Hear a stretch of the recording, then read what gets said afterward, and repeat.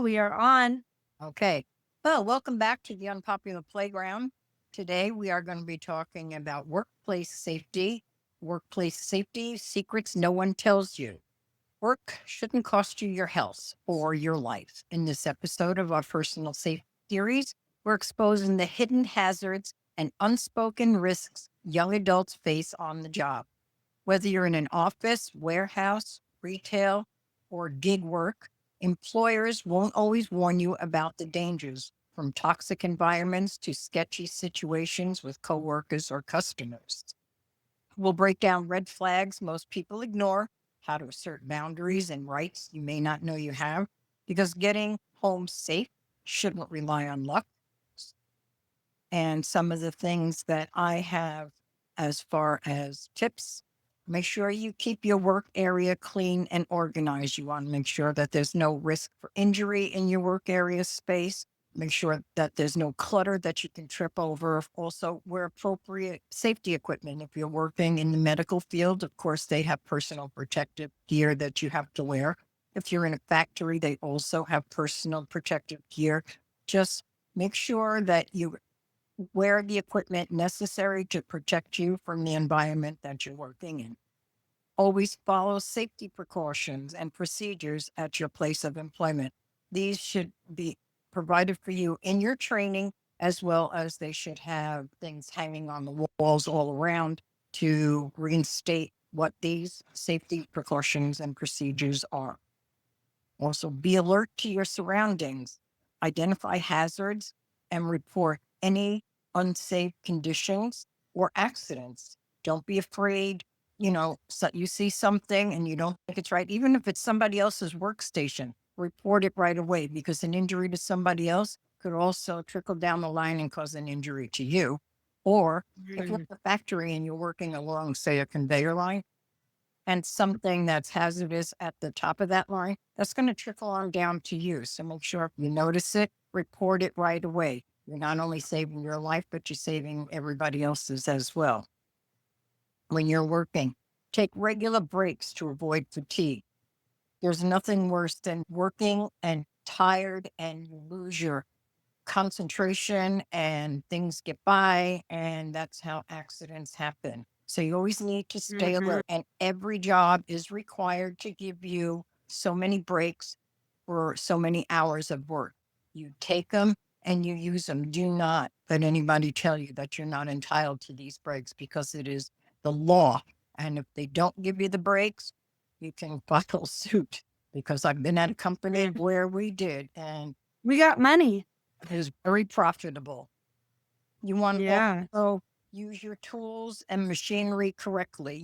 When you take jobs, they show you you're going to go through plenty of training to learn how to use what you're going to be using correctly.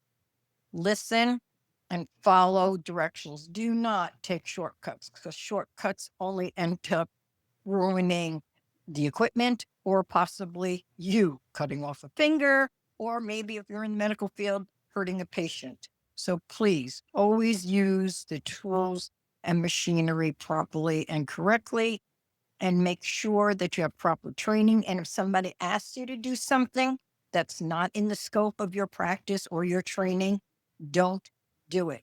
Because if something happens, you're going to be held accountable because you did something you were not trained for. So just keep these things in mind.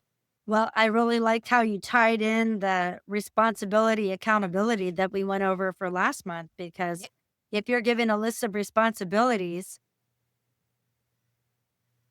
you're going to be held accountable to get those. Let's say you have 10 things that you are responsible for, be it people, equipment, whatever. If you do not do those things properly, you can not only hurt yourself or somebody else, you can also be held legally accountable and you can go to jail. Mhm. The higher up your profession is, the more legally accountable you are. So you have to be very careful with that.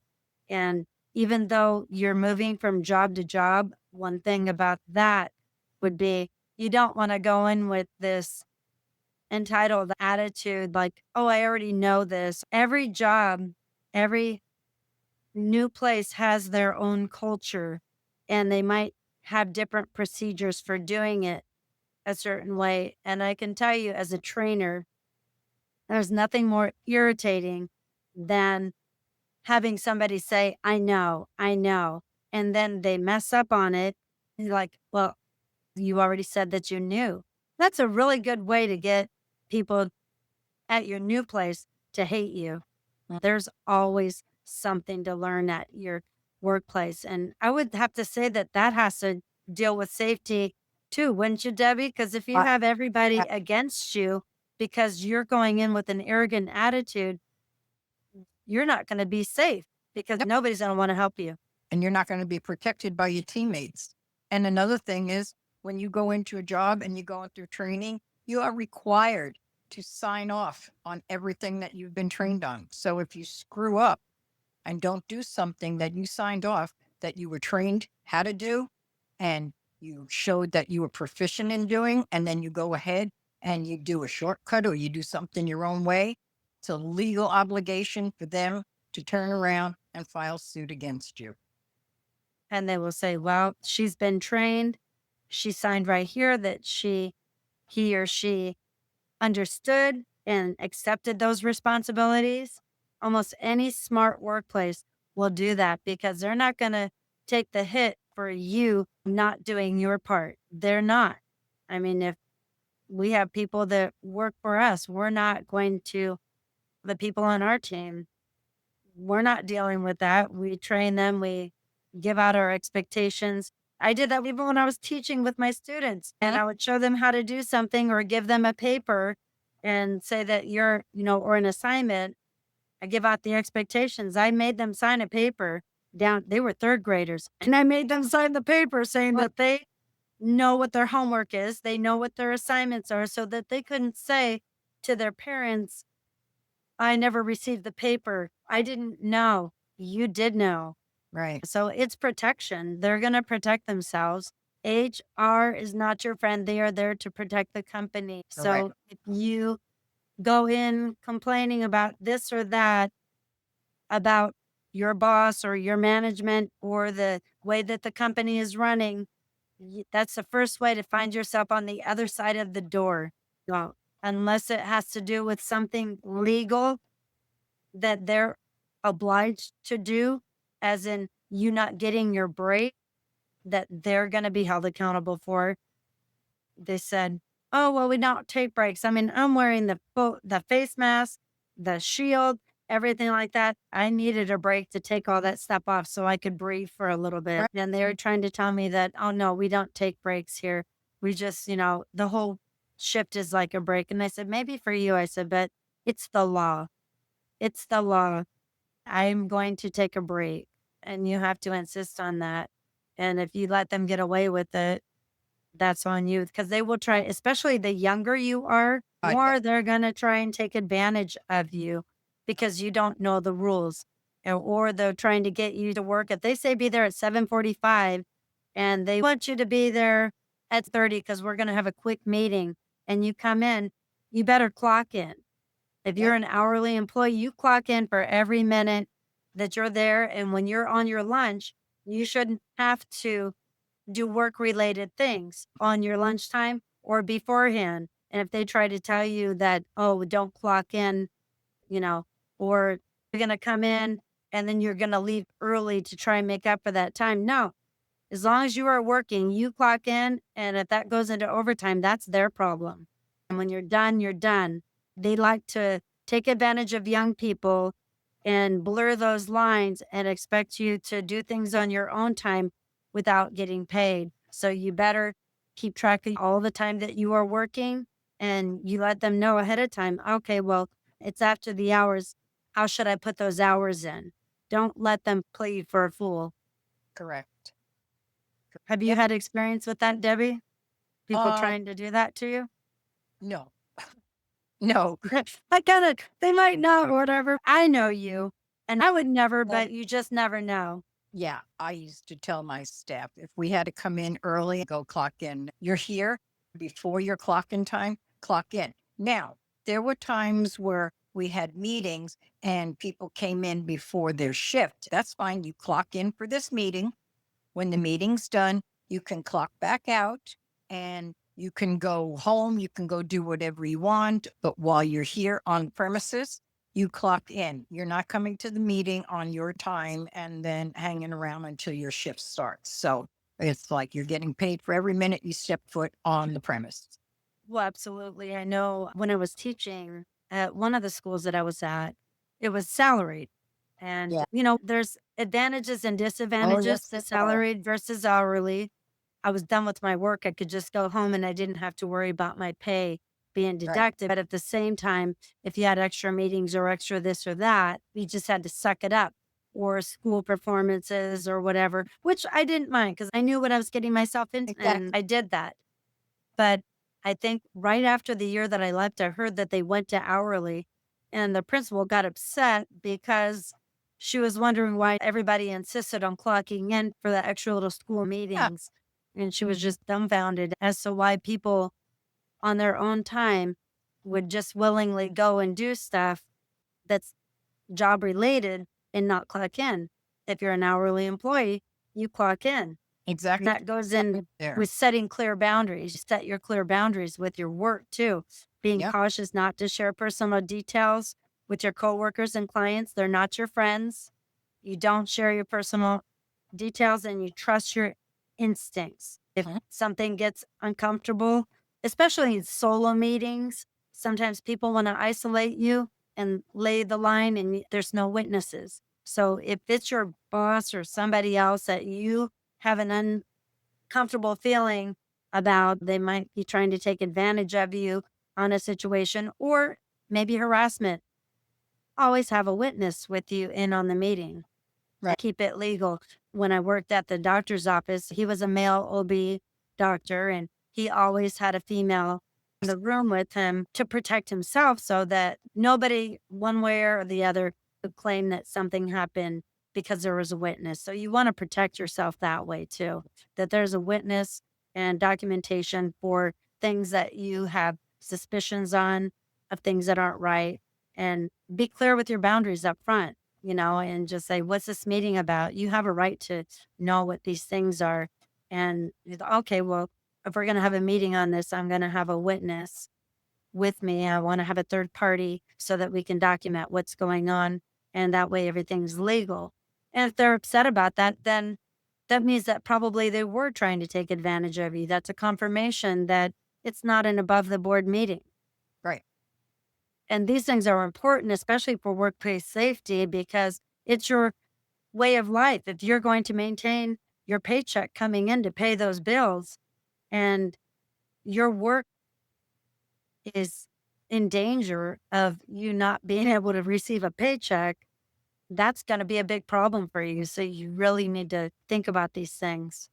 Debbie, I think you covered it already with the workplace safety protocols and procedures, and even like with the physical building, like your house, if things are broken, you need to know where the first aid kits are, the panic buttons, broken locks, poor lighting, and suspicious activity of who doesn't belong. Most people will have a workplace badge ID. Ask them, "Do you have access to be back here?" Because if you don't ask, they're gonna just go back forth and they're gonna be able to jeopardize the company, which will if that company's jeopardized, then your pay is jeopardized. What are your thoughts, Debbie, on digital security, like with passwords and computers and things like that? When you're at work, everybody's using pretty much the same computers sometime or another. And I think it's good to have your own, but don't give them to anybody. I mean, there's too many times where with myself, I mean, as a supervisor, they would say, "Oh, my password isn't working. Can I use yours?"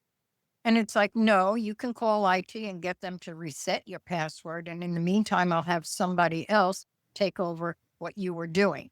But no, don't give your password because it's so easy for somebody to then go on, use your password and do something that's not really legal. And you're accountable for that because it was your Yeah, and you take the hit for that. That's And right. I venture to say that too for equipment that you're responsible for. I Exactly. know I'll give an example. When I was in the military, these dental kits were two or $3,000. And if one piece was missing, one of the dental instruments and things like that, I think you had to replace the whole kit. It wasn't just you could buy a new thing, it was the whole kit. Right. So somebody had wanted to borrow something out of my kit, and I'm like, "Can I just use this?" And I said, "Sure." So I did a sub hand receipt and made him sign, and he's like, "Well, can I just use it?" And I said, "You can after you sign for this saying that you have the piece for that, and if something happens to it and I don't get it back, you're accountable, not me. I don't wanna sign for it." And I said, "Well, then you're not getting the piece. You're not gonna use it. I don't Right. know what happened to yours, but I'm not taking the hit for you." Ex- And, and they gave us protection. Yeah, like when I was in Germany, they gave us jackets. Oh, I forgot the Gore-Tex jackets and the pants and whatnot. They gave us everything, all the PPE that we needed, Yep. but they looked that over with a fine tooth comb. If you damaged it or it was dirty, they would not accept it back. Or, Right.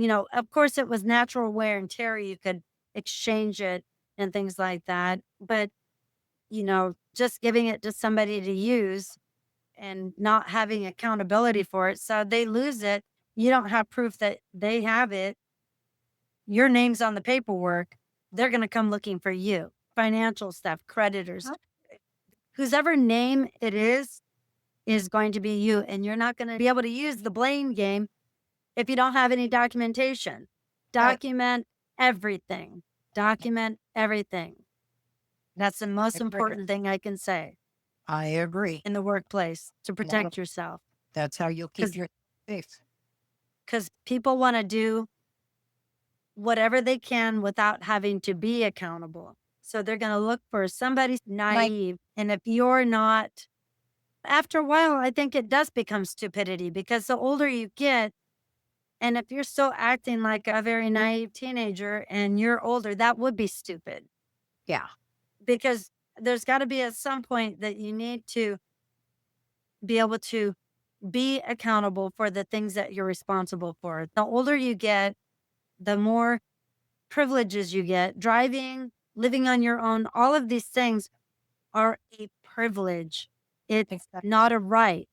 And you have to be able to handle those responsibilities, handle all of these responsibilities at the workplace, at home, maintaining a car. These are all the things that you need to do just to exist. And if you don't have your documentation and your name is on the paper, you're going to be the one that takes the hit legally. And remember, when you're at work, these are your workplace team.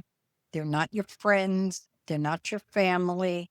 So, you know, do not be afraid if you feel that somebody is at work under the influence, which could not only jeopardize their life, but yours or the company's welfare, you have to report it. Don't be afraid of repercussions because the repercussions are going to come back to you if anybody knew that you realized that this was going on. And you're not going to be the only person that noticed this.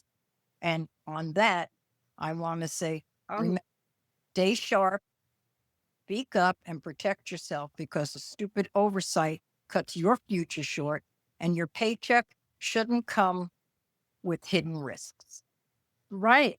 And these people that you think are your friends will You're be not. they will be the first one to throw you under the bus when it comes between you keeping your job and them keeping their job. That's So yeah. guess who gets fired with me?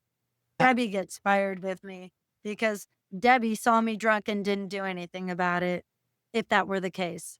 Just an exactly. example, but, you know, you'd be surprised on who your real friends are when they're in the hot seat because they're going to do anything they can to protect themselves. I set clear boundaries and I tell people, don't tell me things that are going to cause me to have to report to you because I'm not loyal. I'm here to work.